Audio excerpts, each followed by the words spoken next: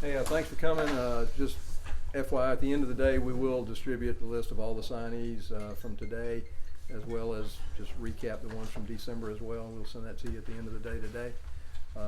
Coach Smart will have a few opening remarks about the signing day, and then we'll take questions. Remember to get a microphone if you have a question. Thanks, Claude. I'll open with the excitement around the signing class started probably well before this day last year, and I don't think a lot of people really understand what goes into a signing class, because most of these kids that signed 2 to 3 years ago is the first time we met them, and it's a long, tough process, and it's a great day for these guys. Kind of anticlimactic now with the early signing period. I like to think of the early signing period as 70 to 80% of what you signed, and then this late signing period is more of an adjustment to what maybe you lost, or what you lost to early outs, or where you think you have holes at. So we feel like we've been able to fill a lot of those holes. We feel like we have a very balanced class across the board, probably a little bit more out of state than it's been in past. Also probably a little less linebacker heavy. Those are the two areas that, as far as outside linebacker and inside linebacker, that we probably didn't feel like we had to have as much immediate help. And those will be huge opportunities for kids in the next signing class that want to play outside linebacker and inside linebacker, because now we do have holes to fill. One of the biggest areas was offensive line. With the guys we had leaving early and the transfers we've had, seniors, we knew and anticipated this being a large offensive line class, and been very pleased with the transition from Coach Pittman to Coach Luke in being able to recruit these kids and bring them to our place. And they want to compete, play at a high level. So the offensive line unit, I'm really proud of that. I also want to take this time to thank everyone in our organization. I'm talking about administration, I'm talking about fans that helped bring this signing class. The Notre Dame atmosphere was one of the keys to this signing class. The academic people at the University of Georgia who sacrificed their Saturdays and their Sundays and their countless hours. I don't think people really understand that recruiting never sleeps. I mean, everybody's fired up today and they're thinking that you're going to get to relax. 2021, we've already had 2 or 3 junior days. We've already had prospects come in. We're doing phone calls with these kids. It's already begun. But this group really goes back to the sacrifices that everybody made to give their time, and it really takes a team effort. When you've got kids coming from Texas and California and all over the country, people have to sacrifice their time to give you an opportunity to sign players like this. But we got really 7 mid-year guys in who are here working with us now. Been excited to see those guys work. They've done a tremendous job. To have guys that are at defensive back, I feel like we got a very complete defensive back class. I'll always reiterate, I think you have to sign 4 to 5 defensive backs a year in order to stay where you need to stay from a depth standpoint. We were very unique last year. We're one of the only teams in the country to play over 37 players, 100 snaps or more on the defensive side of the ball. So a lot of players are playing. We need a lot of depth on that side of the ball. Wide receiver was an area that we had to address. I'm excited about the wide receivers we've been able to make an addition to this signing class, and those guys are expected to help us. With Justin being here now, and also went through a couple bowl practices with us, it's been a big addition to get those guys. Getting a second back in this class was key for us. We're excited about the young man we've had. We've known about him for a long time. He's come up to a lot of camps. He plays in what's probably one of the toughest divisions and regions in our total state, and he's played at a high level. And you talk about the people he's had to play against, he's been a really good player. Talking about Dejon Edwards, and then obviously Kendall joining us mid-year has been a big addition too. So I'm really excited about this class from an academic character standpoint, which to me matters as much as anything. But this class will be judged based on how they finish, not where they rank right now, which is not of any concern of ours. So with that, I'll open it up for questions. Coach, I just wanted you to talk about the job that Coach Luke did to kind of keep that offensive line class intact after Coach Pittman left. Really only lost what looked to be just that one kid, but you got Robert Jones and Cedric today. Yeah, we're excited about the offensive line class. First of all, it ranges from large and wide to a little bit lighter and more athletic, and these guys will have to develop. You know, I've always said the offensive line position is probably the toughest to come in and play right away if you just ranked all the positions on a board. Andrew was very unique to be able to do that, but that's very rare to be able to do that at that position. So these guys will have to come in, develop, lift, work. What's going to be unique for us is a lot of these guys may be littered across the two deep, but just because our numbers are really down at the offensive line. So these guys will get an opportunity to come in and compete and start, but they'll also be going against some guys this spring that are going to get better and grow. And Coach Luke was a big part of that energy. You know, getting him on staff fast was probably one of the critical roles to that transition, that it wasn't a long time and a process where they had to sit in the unknown. You know, 3 days after Coach Pittman left, these kids had somebody new to meet, and getting to meet them before the middle dead period, the Christmas dead period, was critical so that he could communicate with them throughout that period and keep a relationship. And he's got a lot of energy. He's been a blessing for us, and an addition that helps me from a head coach standpoint. So it did help a lot with the offensive line. And then in terms of a guy who y'all signed in between the early period and today with Jamie Newman off of the graduate transfer market, what kind of went into adding him, and what do y'all see in him? What do y'all kind of evaluate what he brings?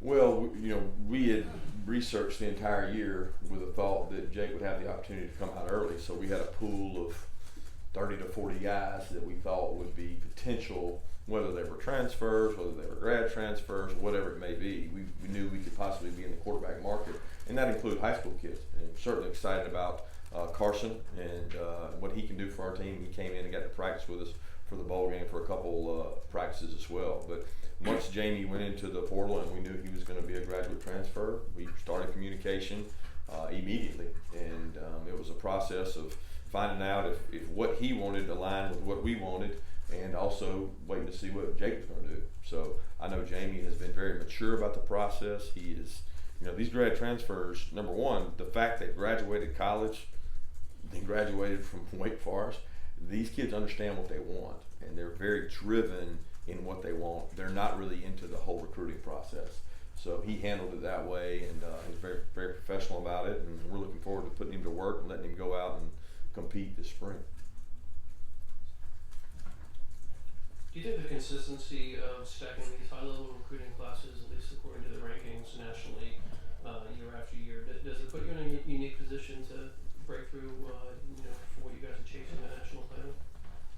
Do I think this has something to do with it? Absolutely, it has something to do with it. But what that ranking is, or when that happens, or how it plays about, I don't think that necessarily correlates. I think that you having a complete staff, keeping your staff in contact and keeping them together, and also being able to do it year after year, is a level of consistency and a level of support that you're getting internally to make sure that we can do the things we can do.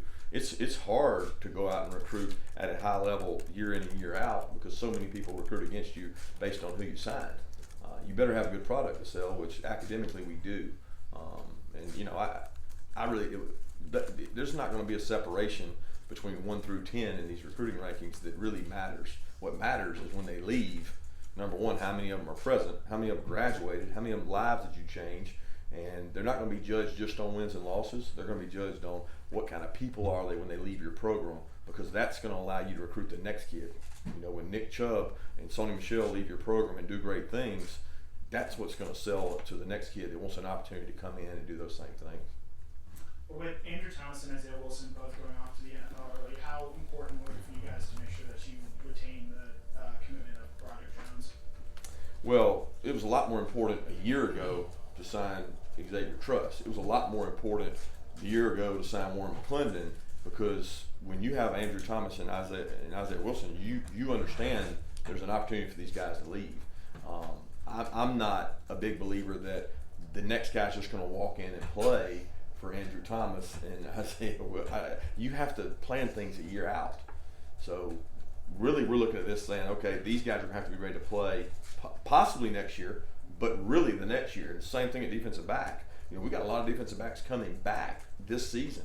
Got a lot of them. There's some good football players, but we're a year away from what could look like the O-line, because we have some potential guys that come out. So what are you doing to develop the ones you're signing now? It's more my concern. You know, it'd be foolish for me to sit here and think that 2 of these tackles we just signed are going to walk in here and play. You guys will print that, but I'm also realist that that's probably not going to happen based on the history of the SEC. You do the study, how many freshman offensive tackles have played. That's tough to find. You know what I mean? It's hard to do. Now, if they're the athletic and they're the best guys, or we have injuries, those guys will provide us great depth. And I certainly think a lot of these guys we just signed are talented enough to come in and help us. But they're not mid-year guys, and they'll have to come in and compete for it. Coach, can you talk about just the recruitment of Cameron Kenny, and also on the flip side, the offensive line? It looks like the offense is going through some sort of transition. Will there be a different size guys or a different type of recruit that Matt Luke likes on that offensive line? No, there's no criteria. We signed based on who gives us the best opportunity to be successful. Number one, what kind of person are they? How are they academically? How are they athletically? How many positions can they play? No, there's no size criteria, big or small, that we're necessarily trying to change to. That's not the case. I mean, you got to go to pass pro, you got to go to run block, and it's not like a philosophical difference there. Cameron King was a kid that we targeted and felt like was, number one, extremely high character, was extremely high academic, really good athlete, played both ways, played at the highest level of football where he played, and we're fortunate to get him signed with us, and we're excited about him. I think he's a guy that's going to be he's a program player in that he's always going to be doing the right things on and off the field, and he plays at a high level of multiple positions. I mean, this guy played 4-eye, played 3 technique, he played center, got a lot of respect for the program he comes from and what he can provide to our depth on the offensive line. Coach, this by all accounts is going to be one of the top classes in the country this year. You did that amid some pretty major changes on offense. Can you talk a little bit about the changes that you made on your offensive staff with Todd Monken, and if his presence contributed to some of the success? Yeah, we're excited about what Todd brings to us, but as far as the recruiting process, you know, he got involved in most of these late. Most of the work had been done on a lot of these guys, and you think about it, the wideouts, I think every one of them signed early, so that was not a major factor in this recruiting class, but I am excited about this class, and I think that these guys are going to have an opportunity to grow and play at our place, and I'm excited to see what they can do.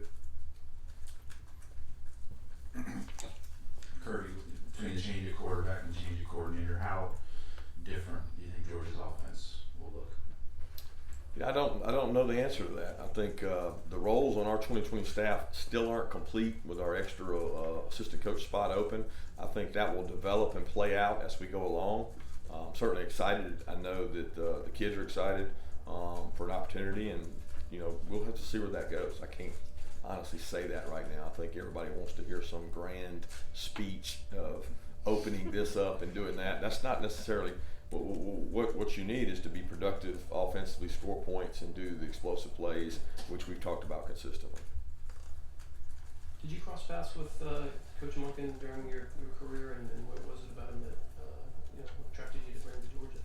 Well, I steer you back to, we really want this to be about our signing class. Sure. But yeah, Coach Monken and I crossed paths at LSU. He came in with Les Miles' staff, and I was there for, I don't know, a month, 3 or 4 weeks before I came here.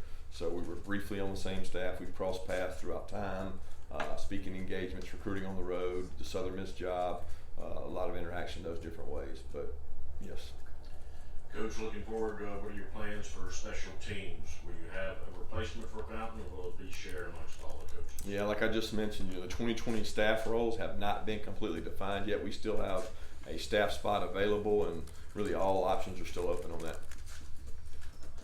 You mentioned the high number of out-of-state guys in this class specifically. What caused the number to be higher than, say, 3 or 4 years ago in terms of out-of-state kids? Yeah, twofold there. Probably, number one, we had more interest from out-of-state kids. So we had some national interest from players that came to camp and really performed well that in the past we might have lost out on. We might have been second or third on a national kid that was a really good player, say a Darnell, say a Kendall, say a Keeley. But we won a lot of those. The other part is we lost some in-state battles that were really, really good players. And so I think the two of those merged to just kind of happen at unique positions where, hey, we'd have taken the in-state guy or we'd have taken the out-of-state guy. It just so happened we got the out-of-state guy. But we're excited for those players, and there's been a lot of good out-of-state players play here at the University of Georgia. There's no limitation to your borders. but we certainly respect and understand how good our state is and what the high school coaches do in the state. 2 more questions? This might be more of a bigger picture question, but as you try to tie a bow on where this off season has been at this point, with the signing class, with the changes, with everything that's going on, is this has this been unique at all for you as a coach, or is this something that you deal with every off season with so much change up and down? I don't think it's been like, to me, last year with both coordinators going was much greater than this off season. I mean, it wasn't. I mean, we're still in the off season, so all the changes aren't done yet, and so it's like it's part of the process. And I think you being able to reinvent yourself, reinvent your program, and also develop the players in it is what's going to make you set apart, make you different. So, I mean, we're not completely done yet. This class doesn't completely wrap it up. There's still moves to be made for us from a hiring standpoint, moving people around. So it's not it's a work in progress. It's constant improvement, constant growth. That's what we're trying to do. But no, it has not been. I think winning the Sugar Bowl was a big bonus and helped kind of kickstart us into the second part of the recruiting season. You mentioned the number of high character guys you signed in this class. When you and your staff are deciding how heavily to recruit a player, how much do discipline concerns or potential character concerns sort of factor into the recruitment of a player? More every year, more each and every year. Like, it should never be the only thing, but it's definitely the most important thing. And the older I get, the more wiser I get, and the more you realize that chasing guys that don't believe in the same principles and values of your university and of your program, they're just not worth it. I mean, there's too much time spent on guys that if you're having to chase them around, it's just not worth it. I mean, take the guys that want to be there. You go play with the guys that want to be there. And number one, you'll enjoy your job day to day. Your staff will enjoy it more, but so will the other players. So it's very important to us.